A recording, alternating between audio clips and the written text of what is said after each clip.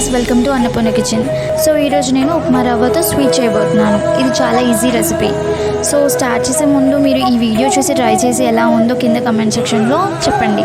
దానికన్నా ముందు మా ఛానల్కి వెళ్ళి సబ్స్క్రైబ్ చేసుకోండి. సో రెసిపీ స్టార్ట్ చేద్దాం. సో ముందుగా ఒక గిన్నెలో 2 కప్స్ ఆఫ్ వాటర్ తీసుకొని దాన్ని సిమ్లో పెట్టి హీట్ చేసుకోండి. పక్కనే ఇంకొక కడాయిలో 1 టేబుల్ స్పూన్ ఆఫ్ నెయ్యి వేసుకొని బాగా హీట్ చేసుకోండి. హీట్ అయిన వెంటనే దాంట్లో 2 కప్స్ ఆఫ్ మనం ఏదైతే తీసుకు పక్కన పెట్టుకున్నామో ఆ గోధుమ రవ్వ పిండిని అందులో వేసి బాగా కలుపుకోవాలి. బ్రౌన్ అయ్యే వరకు బాగా కలుపుకోండి.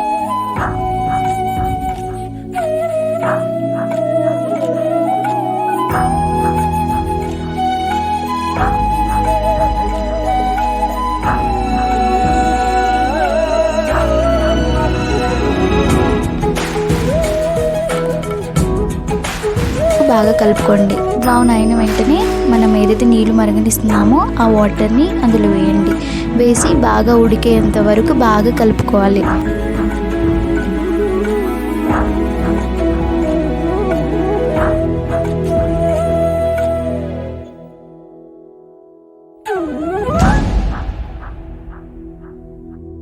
ఉడికిన తర్వాత అందులోనే మనం బెల్లం వేసుకున్నాము.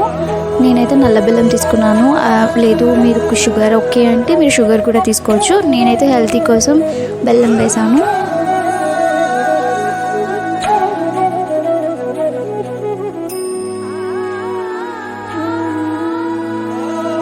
సో ఇక్కడ ఒక కడాయి తీసుకుందాం. అందులో ఒక 1 స్పూన్ ఆఫ్ నెయ్యి వేసి జీడిపప్పు ఇంకా బాదం పప్పు వేసి బాగా మిక్స్ చేసుకోండి. బాగా వేయించిన తర్వాత మనం ఏదైతే ప్రిపేర్ చేస్తున్నాము ఉంది కదా స్వీట్, అందులో వేసేయండి. వేసేసి బాగా మిక్స్ చేయండి.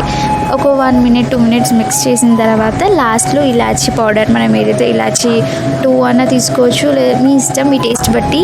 నేనైతే 2 తీసుకున్నాను. దాంట్లో వేసేసి బాగా మిక్స్ చేయండి.